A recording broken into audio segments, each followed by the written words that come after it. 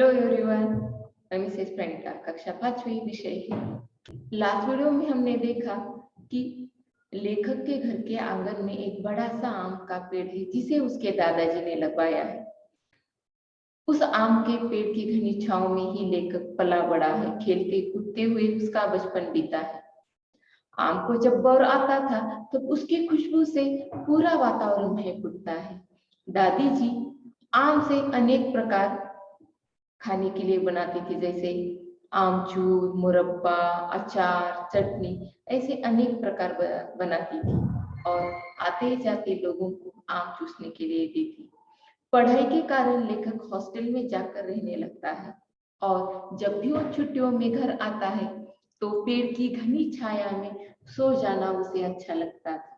पत्तों की सरसराहट मुझसे बातें करती महसूस होता है। लेखक को ऐसे लगता है कि पत्तों की आवाज जैसे उसे बातें कर रही है और उसकी ठंडी हवा मानो थपकी देकर सुला रही है। जैसे माँ अपने बच्चों को थपकी देकर सुलाती है, ऐसा ही एहसास उस पेड़ की हवा से लेखक को महसूस होता था कि मानो वो ठंडी हवा उसे थपकी देकर सुला रही है। इतना लगाव उस पेड़ के साथ लेखक का था और वो मानो सपनों की दुनिया में खो जाता था।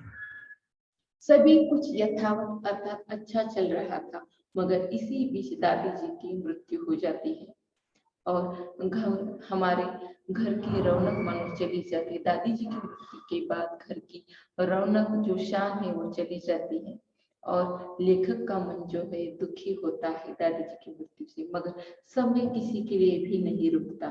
हमें दुख छोड़कर आगे बढ़ना ही पड़ता है और लेखक भी अपनी पढ़ाई पूरी करने के लिए कॉलेज चला जाता है और फिर नौकरी के लिए विदेश भी चला जाता है। बीच बीच में उसके पिताजी उसे पत्र भी लिखते रहते, घर का हालचाल भी बताते हैं।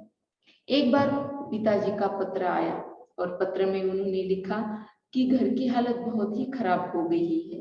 तुम्हारी पढ़ाई के कारण मैं इसे टाल रहा था, मगर अब तुम्हारी पढ़ाई भी पूरी हो गई है, तब मैंने सोचा कि नया घर बनवा दिया जाए और इसलिए नए घर बनाने का विचार कर रहा हूँ और नए घर के लिए दरवाजे खिड़कियां बनाने के लिए मैंने आम का पेड़ कटवा दिया है। लेखक के पिताजी ने घर के लिए दरवाजे और खिड़कियां बनाने के लिए आम का पेड़ काट दिया और ये पढ़कर लेखक के हाथ से पत्र गिर जाता है और उसे बहुत दुख होता है, क्योंकि लेखक का लगाव जो है उस पेड़ के साथ बहुत था। उसका बचपन उसकी छांव में बीता है। दादी जी की ढेर सारी यादें उससे जुड़ी हुई है। वो पेड़ उसके दादाजी ने लगवाया था और उसकी छांव में अगर वो सोता था तो मानो माँ के जैसा एहसास उसे महसूस होता था। तो इस कारण पेड़ काटने की बात पढ़कर लेखक बहुत दुखी हो गया। कुछ समय बाद लेखक घर आया और तो उसे घर का आंगन बहुत सुना लगा, तो उसे लगा कि उसकी दादी जी की मृत्यु अभी अभी हुई है और उसका मन बहुत ही विचलित और दुखी हो गया और तभी उसने निर्णय लिया और एक प्रायश्चित करने का सोचा कि जो भी उसकी खाली पड़ी जमीन है उस जमीन में वो पेड़ पौधे लगाकर उस जमीन को हरा भरा करने का उसने निर्णय लिया। निर्णय अर्थात डिसीजन। और दादाजी के द्वारा लगाए जाने वाले पेड़ के आम के पेड़ का आनंद लिया, वैसे ही लेखक द्वारा लगाए गए पेड़ से आने वाली पीढ़ियां भी आनंद लेती रहेंगी।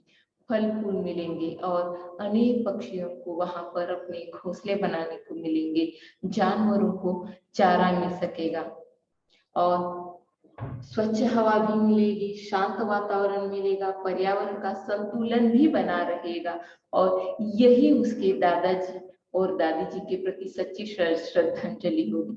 पिताजी ने तो पेड़ काट दिया, मगर प्रायश्चित करने का ये मौका लेखक हाथ से नहीं देना चाहता और वो खाली पड़ी जमीन को हरा भरा कर देना चाहता है और दादी जी और दादाजी के लिए यही सच्ची श्रद्धांजलि होगी और यह निर्णय लेकर उसका मन शांत हो जाता है। तो बच्चों, हमें भी पेड़ों को लगाना चाहिए किसी कारणवश अगर हम पेड़ को काटते हैं तो उसी जगह पर हमें और ढेर सारे पेड़ लगाने चाहिए, तभी हमारा वातावरण जो है स्वच्छ और सुंदर बना रहेगा। आए हम प्रण करते हैं कि हम एक पेड़ लगाएं और पर्यावरण को स्वच्छ बनाएं। धन्यवाद।